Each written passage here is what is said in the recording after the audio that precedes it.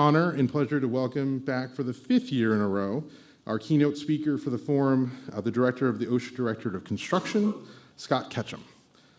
He's truly a man that really needs no introduction, but I'm going to provide a real quick one anyway. Scott Ketcham has served as the director of OSHA's Directorate of Construction, DOC, since 2019, and was previously the DOC's deputy director. Ketcham also served as an OSHA acting deputy regional administrator, area director, assistant area director, and compliance officer and manager in regions across the U.S. He was staff industrial hygienist with the U.S. Army Medical Activity for 5 years in Alaska and retired after 24 years of active and reserve service. Mr. Ketcham holds an MPA in Business Administration and Management from the University of Alaska and a BS from Texas A&M University. Despite his repeated requests, unfortunately, Director Ketcham was not able to be here in person due to the ongoing government budget issues restricting official travel.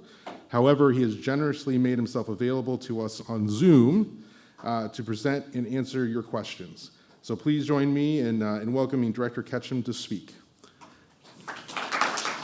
Thank you, TJ. It's a pleasure to be here with you virtually this time. I would rather be there in person, I will say that, but I didn't have much say in the travel conditions that are present right now due to our continuing resolution that was recently passed, allowing us to continue operations. So hopefully in the future, I'll be there in person. I've come to these meetings in person, and except for the period during COVID, and I intend on doing so in the future.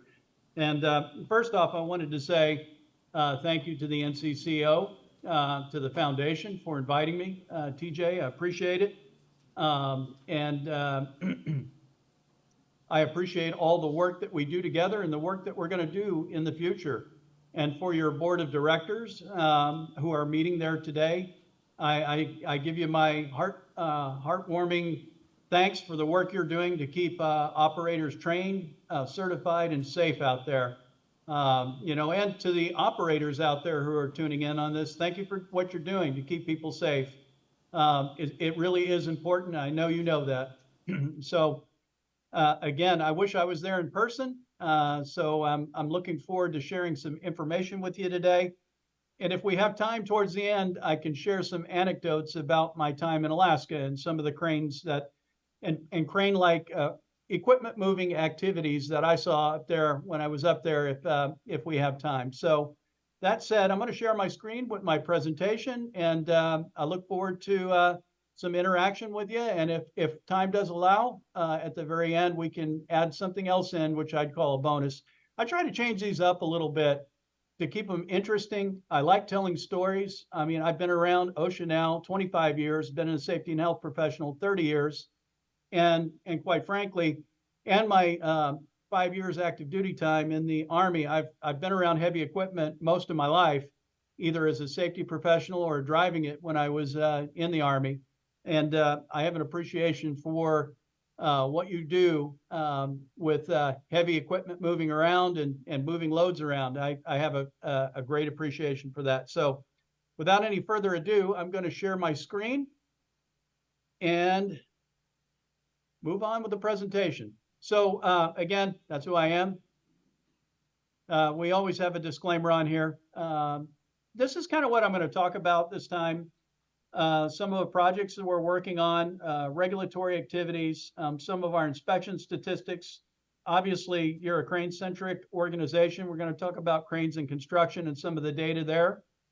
Our alliance update, trenching initiatives, and mental health and suicide prevention and outreach. That's pretty much what I'm going to cover in this presentation. So for those of you who have heard this before, I'm going to do some repetition here to a certain degree because the Directorate of Construction is primarily a safety-oriented organization. We do safety standards. We do crane standards. We do a lot of safety-related standards, but we do not do health-related standards. That's done by the Directorate of Standards and Guidance, but that doesn't mean that we're not going to work in the areas of health. So we are beginning an op-tempo to pick up capacity to be able to talk about health in construction. So specifically heat, silica, noise, and other chemical hazards that may be in the construction industry. And you're going to see a lot more from OSHA, Directorate of Construction, in regards to health in construction. We're going to make an emphasis out of that. So we're looking forward to hearing from stakeholders about those things as well as others. But for us, it is a big change. The Directorate of Construction, there's about 28 folks in my directorate here in the national office.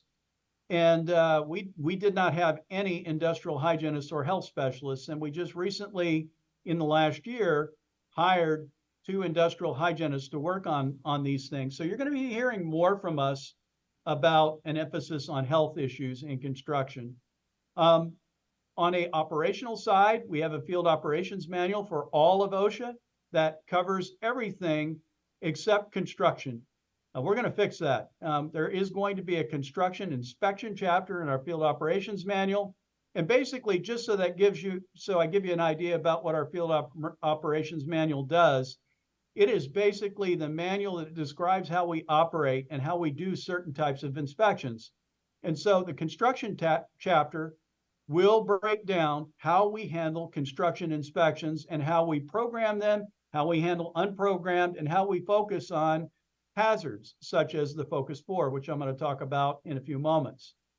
In addition, I wanted to let y'all know that we are moving on to a safety helmet, OSHA-wide.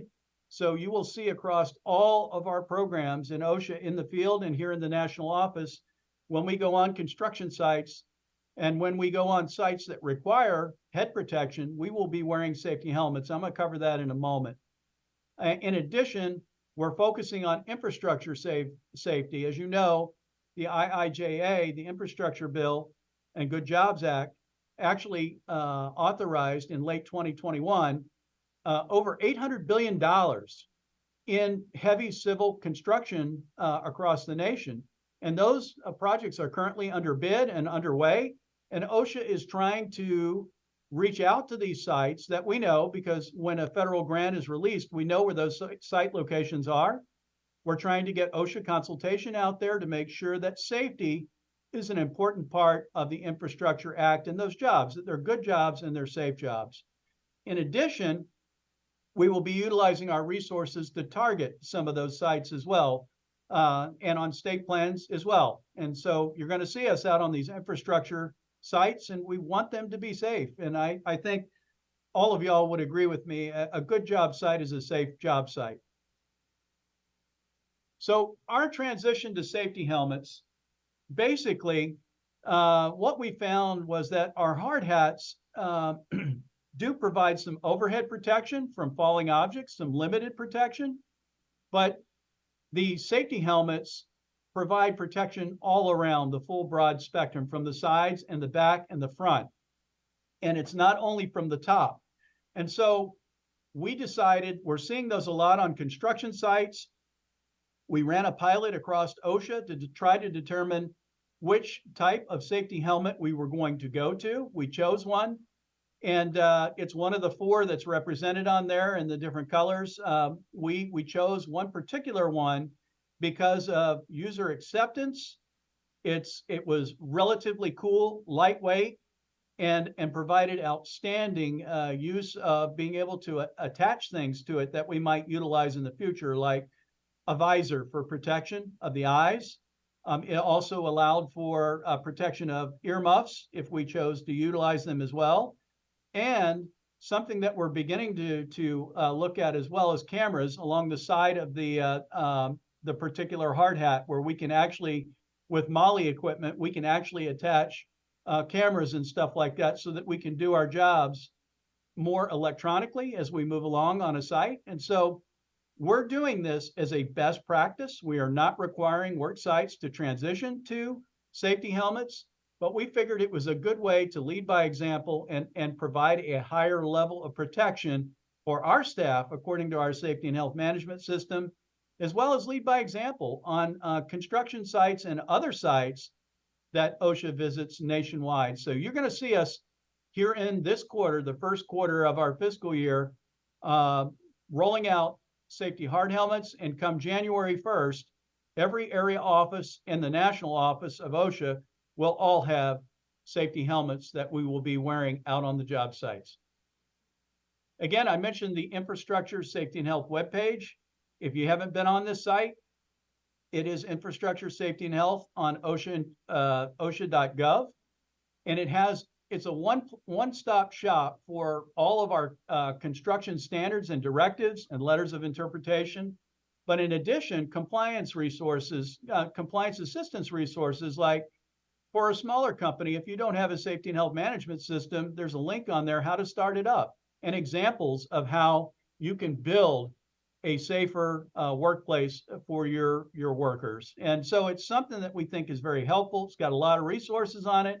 It also has all links to the Focus 4 hazards and safety training PowerPoints on it that are limited to the Focus 4, as well as for some other specific hazards. We're looking for external partners to partner with us and add things that they think would be important for infrastructure safety and health. So we're always looking for external partners that we can vet and put your information on there as well.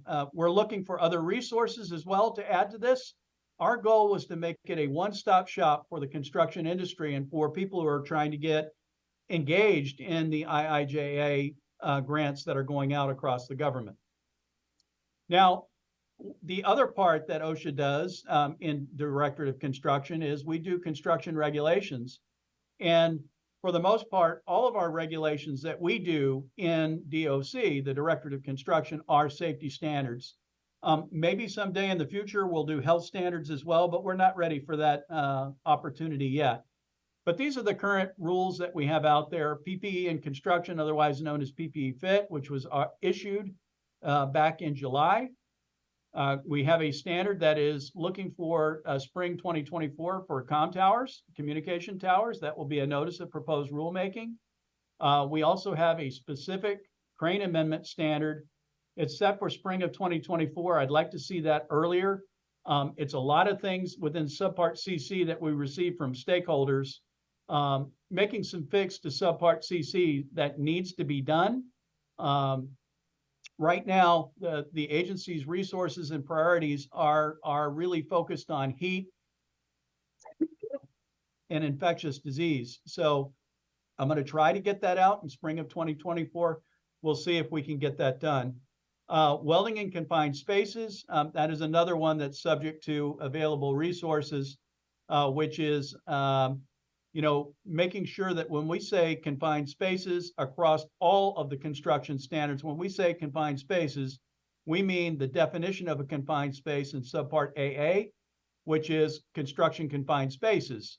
Evidently, it was not clear to all stakeholders, so we're going through a rulemaking to codify whenever we use the term confined spaces, such as in subpart F on welding in confined spaces, we mean confined spaces defined by subpart AA.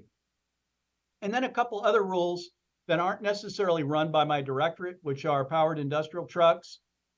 This one's important because it will actually incorporate by reference and update our 1969 powered industrial truck standard to also include rough terrain forklifts, which are used quite a bit in the construction industry trades and currently are not covered, only on training. So the actual standard of design will be covered first, and then operations will come later in a separate rulemaking.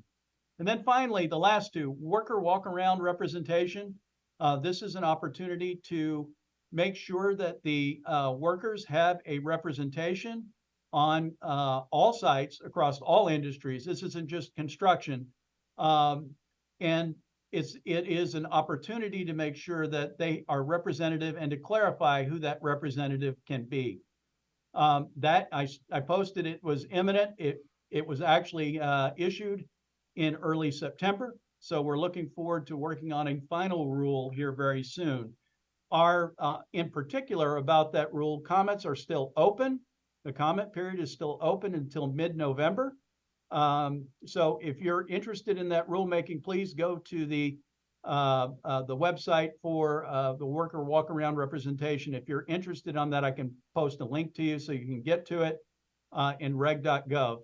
And then finally, an update to the lead standard. And this is a notice, advance notice of proposed rulemaking, which is talking about medical removal only. It's not changing anything in the standard other than the standards for when an employee is required to be removed, medically removed, because science has moved forward quite a bit since that standard came out some time ago.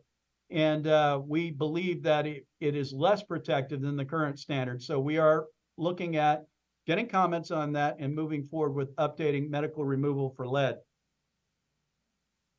On from that, I mentioned national emphasis programs. We have a national emphasis program for falls that became effective May 1st. That was when the kickoff for the fall stand down occurred. And we're looking, the one thing that is unique about this is this NEP covers all industries, not just the construction industry trades. And that might sound a little cliche, but what I will say is in the construction industry, we've been focused on falls for quite some time, but they happen in all industries. So we, in the Directorate of Construction, started working on an emphasis program and made a national emphasis program to highlight our outreach as well as enforcement activities to help eliminate injuries and fatalities associated with falls. So that's in place right now. We are actively inspecting work sites, and you'll see on some of the inspection data that I have that we're doing quite a bit on falls on the enforcement side, but it's also bringing our outreach activities to bear on this as well.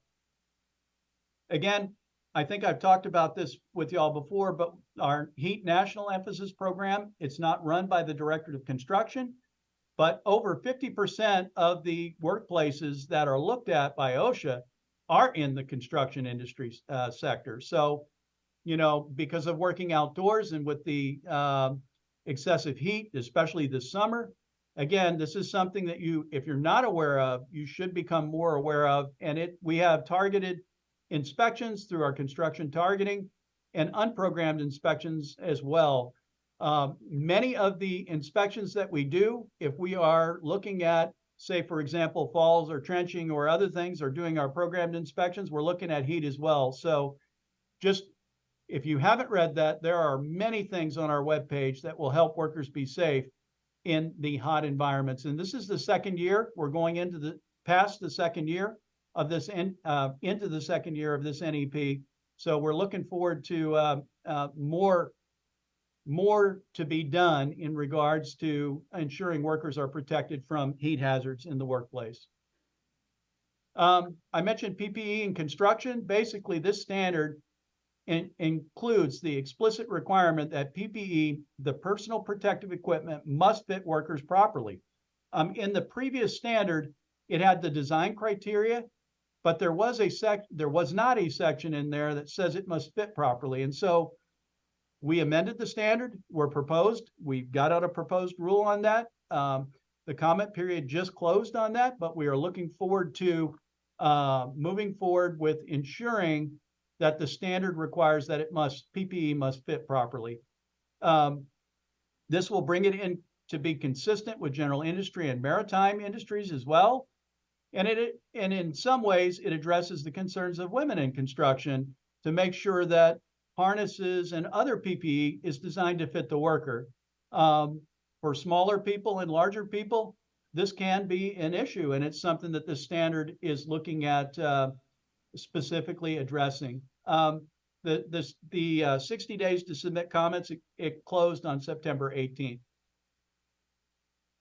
And on the walk-around rule, again, this clarifies that a representative is authorized by the employees, may be an employee of the employer or a third party, and that they must clarify the relevant knowledge, skills, or experience of third parties who may be reasonably necessary in the proposed rule.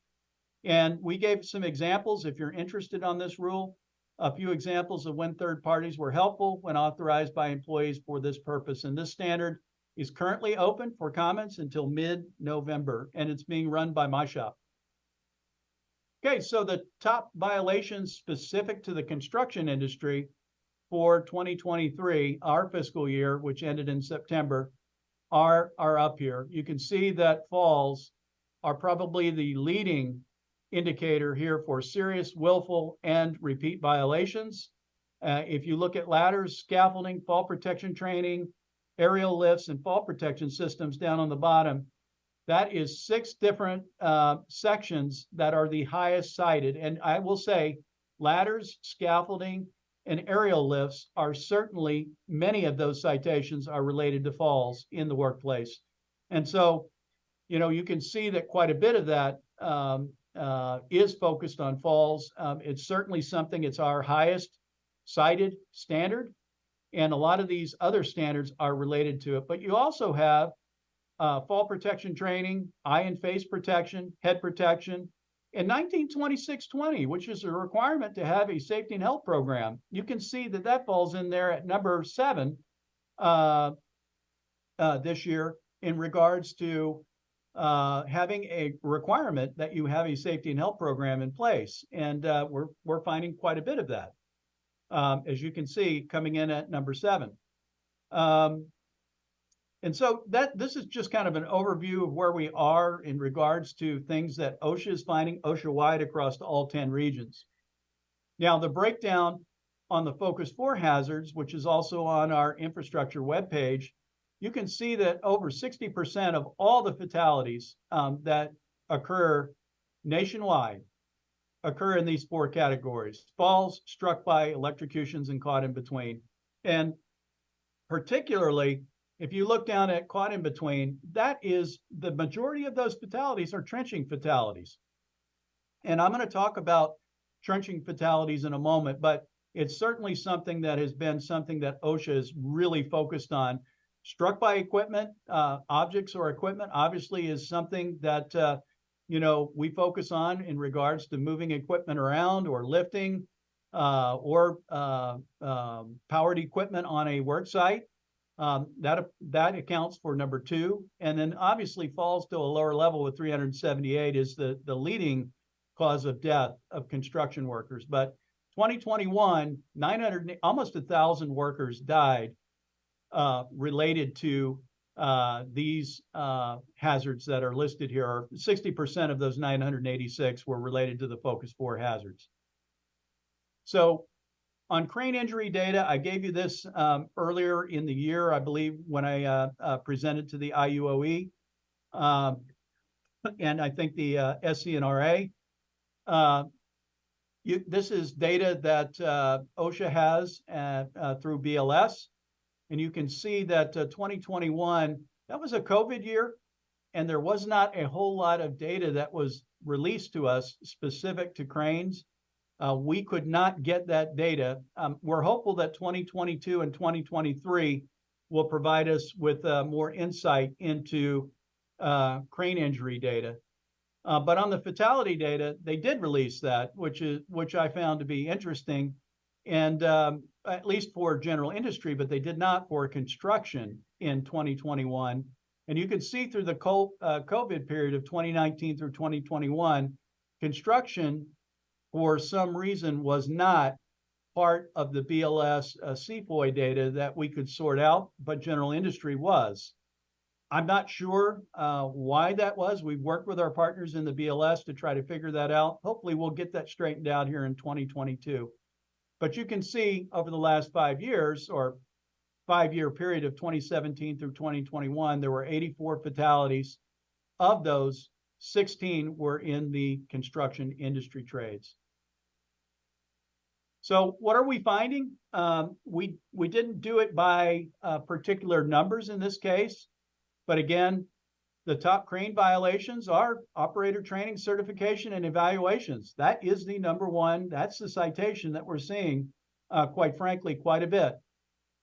Inspections of the crane, operation of the crane, keeping folks clear of the load, signal person qualifications, minimum approach distance, power line safety, equipment operations, assembly and disassembly. We've had several cases that went to litigation recently that resulted in good, what I would say are good decisions for OSHA on our assembly disassembly standard.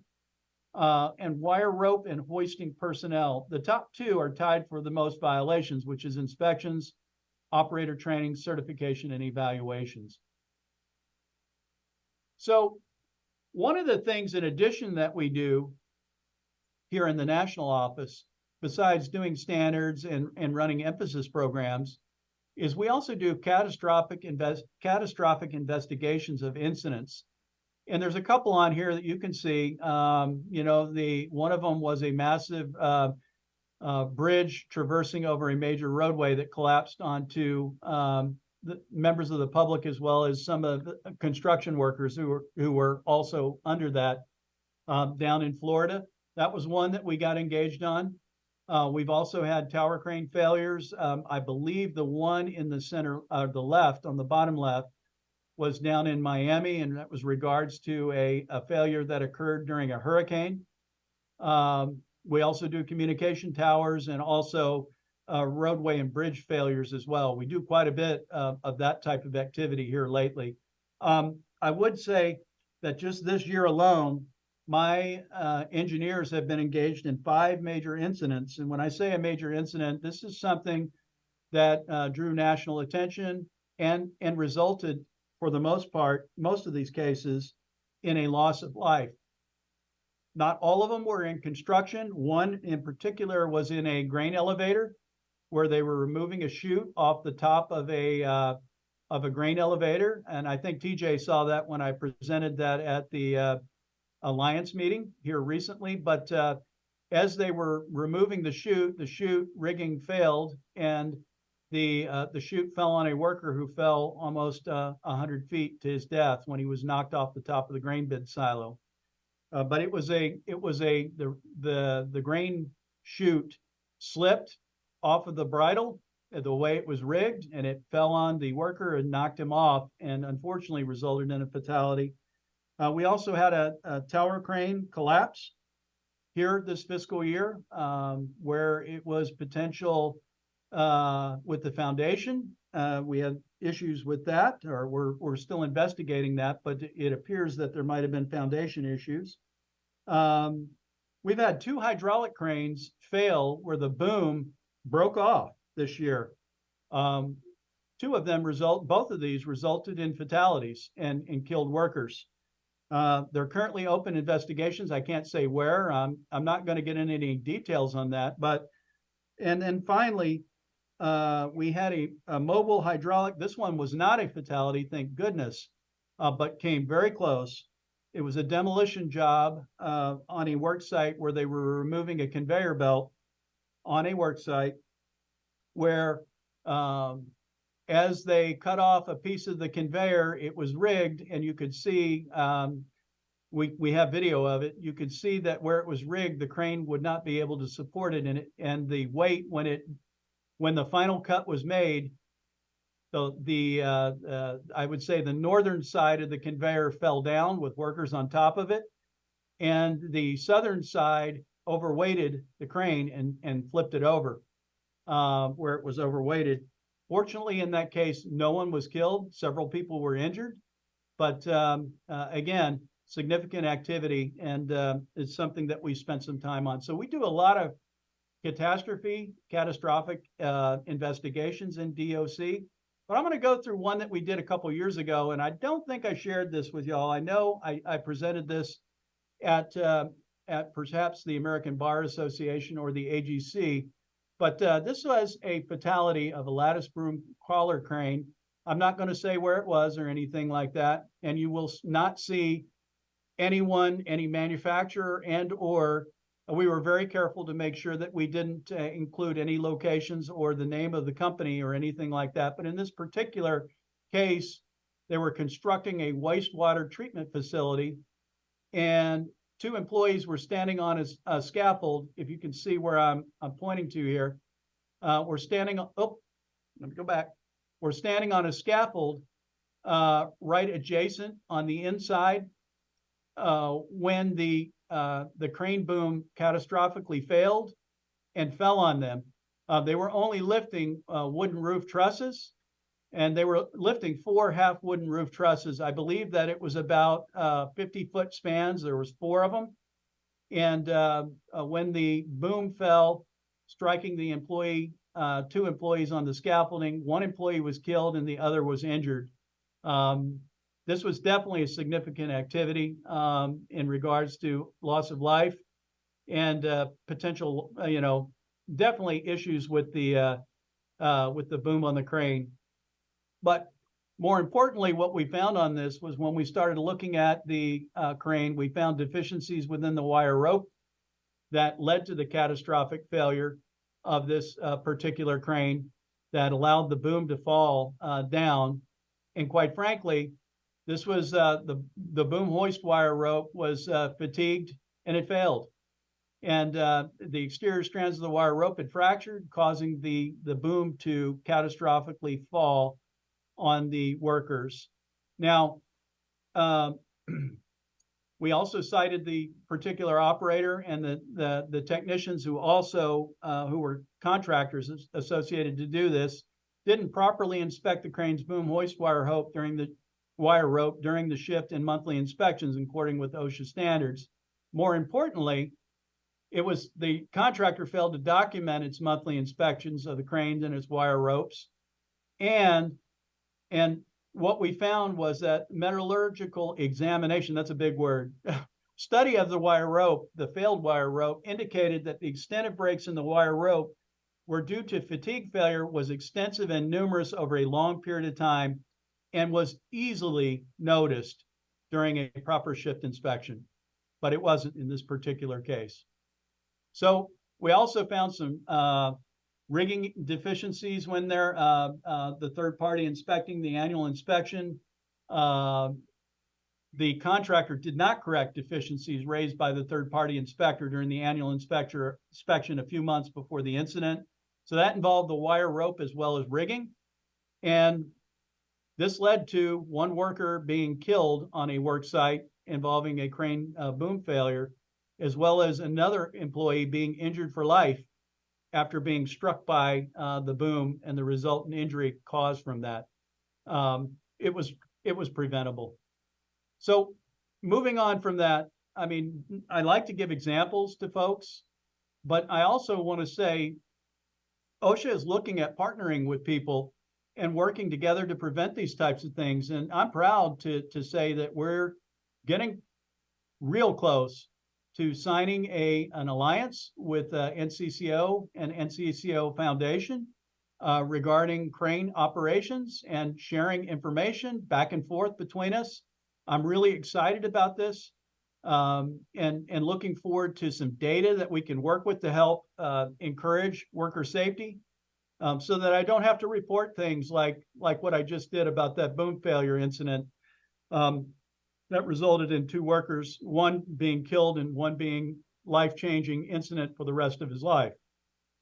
So we're looking for this partnership with NCCCO and the foundation to encourage crane industry participation with OSHA and our events, have roundtable discussions and training opportunities for OSHA staff. This is a two-way street.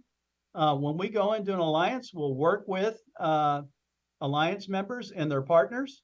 And it's a way for us to get to know each other and not only get to know each other, but to show interoperability, how we can help each other reach the same goals. And I know from all the years that I've been engaged with NCCCO and other organizations like the IUOE and other crane promotion, SCNRA and other organizations that, crane safety is important to you. And I know that, and we're looking forward to seeing good things out of this and getting more information out there regarding crane safety to the industry. So we're real excited about this. We're going to bring this into fruition here, hopefully. I want to say I wanted to have this done within the next 30 days. So we're looking forward to getting this to our Assistant Secretary, Doug Parker, and having a signing agreement here in the national office or virtually in the near future. If I have anything to say about it, it will be done sooner rather than later. This is really important to me. Now, moving on to other issues on trenching, you can see that OSHA has had an up and down, or the industry, I should say, has had an up and down fatality rate that has gone, from something significant. What I didn't put on there was in 2016, there was 34 or 33 fatalities that started our real focus on trenching fatalities. In 2017, we made it our agency priority goal. And you can see we beat it down. We started it in 2017 with partners. When I say we, us and industry did what we could to lower this. I mean, I'd love to see that number down to 0. Nobody should die in a trench. Nobody should die on the job. And in particular, I would say one fatality is one too many. But you can see in 2022, we had 39 fatalities. And so we put a lot of focus on trenching issues, especially unshored trenches. So if you see them out there, I know you're crane operators, but and many times you might be putting something down into a hole, or you might be engaged in an operation that has trenching operations go on. They need to be shored, sloped, or protected from dangerous cave-ins. You can see in some of these pictures, those were cave-ins that happened and workers were in there. Never a good thing. And when these things happen, they kill very quickly. And so something that we take very seriously, and we're going to continue focusing on this along with our state plan partners as well. And engaged in this, I will say that we recently signed an alliance. And one of the partners on this is the IUOE. And we're really excited about this alliance in excavations, along with the AGC, the Laborers International Union, AEM, the Association of Equipment Manufacturers, the National Utility Contractors Association, and North American Excavation and Shoring Association. We're looking forward to good things to make sure that workers are safe. And we have excellent partners for safe trenching and excavations. I will say, in regards to a part of this, a segue to it, and it is crane related as well. We worked with the IUOE in December and had our first of many, I hope. I look forward to this, trainings for COSHOs. We had over 50 compliance officers, compliance safety and health officers, that's what COSHO means, down in Crosby at the site, doing both tower cranes, mobile cranes, and excavation training over a period of a week. And we were mighty appreciative of that. And it was excellent. So we're looking forward to doing more things like that we could do, in the future. We certainly look forward to doing that. And I am really proud of the work we've done to partner with industry to help us with this. We are safety experts, but it's always, always, always helpful to have the experts of the industry in that particular industry help us along the way as well. So I'm gonna close up on a few things here that I think are really important. Suicide is something, suicide and mental health are important to OSHA. I know it's important to the construction industry. We have a new webpage called Workplace Stress. It's not a Directorate of Construction page, but basically what we will say is that, in the construction industry trades, there is a significant rate, like up to 4 or 5 times higher than any other industry in regards to suicide, workers taking their lives by suicide. And it's something that we're not going to regulate, but what I would say it's the right thing to do. Put resources out there to help. We want to help. This isn't something where OSHA is going to have a standard on, but we're doing the right thing by this. And we're going to do much more on helping our partners and helping the industry cope with this issue. And, quite frankly, it's something that it's just the right thing to do. And we're going to be focusing more on mental health and suicide prevention in the workplace. One thing that we can do is to, and I say this to people, and I don't mean it to be corny, but remember, we're all members of this society. Be human. It's okay to ask people, are you okay? You can help someone by just asking some simple things. And these 5 different steps are important. Be aware, pay attention, reach out, take action if you need to take action, and learn more. And there's a lot of resources out there to help people get past tough times. And I like I said, it's just the right thing to do. And it's certainly something I didn't need to be pushed into to do the right thing on this as well as an agency, and it's really important to us. The last thing I'll talk about is some of our outreach events. Obviously, we do stand-down events for Struck By and Falls. They're huge over the year.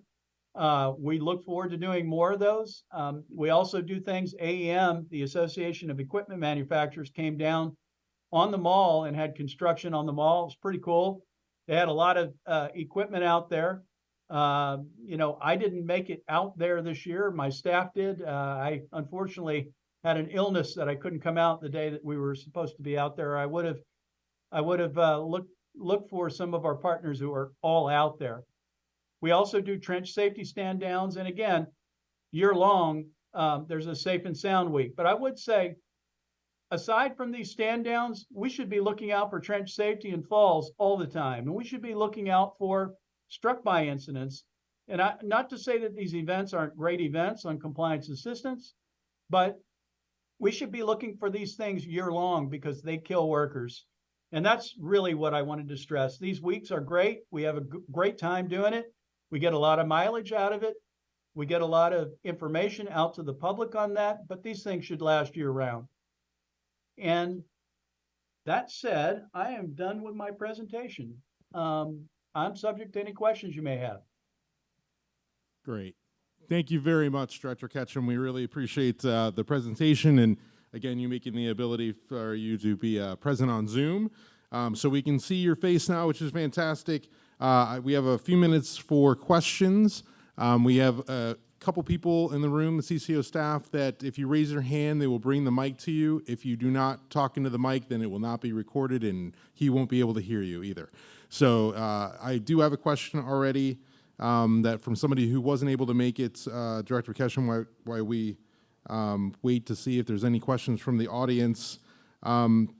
So there was a question related to telehandlers, and it basically saying that there's they've heard that potentially OSHA is changing the language in OSHA from existing language to remove the "or hook," quote unquote, from the statement. AGC of America is supposedly pushing hard to get that removed, but what is the likelihood it will be removed, and if so, what timeline is realistic? And they're referring to the 1926.1400 scope related to powered industrial trucks or forklifts. Sure. I will say that I talked about the crane amendments rule that we are working on. There is a provision in there discussing that, but it would be inappropriate for me to discuss what direction we're going in regards to that. But when the crane amendment standard comes out, it will address the issue of the hook. Great, thank you very much. And there will be a period for noticing that. Obviously, we'll put the notice out, but there will be a comment period to hear on our proposal how the industry feels about that. Okay, are there other questions from the room? If you have a question, please raise your hand, and Director Ketcham will be happy to answer them for you. I can't believe we don't have any questions, but there's one. I know there's questions out there. Don't be shy.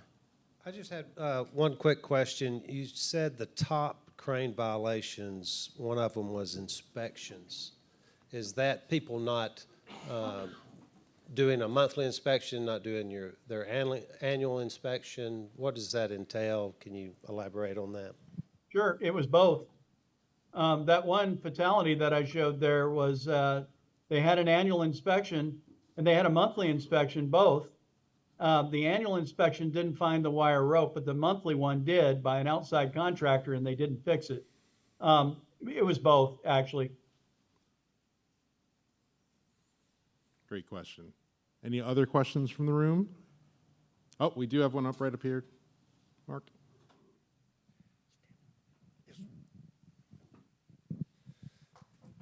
Mark Chudy.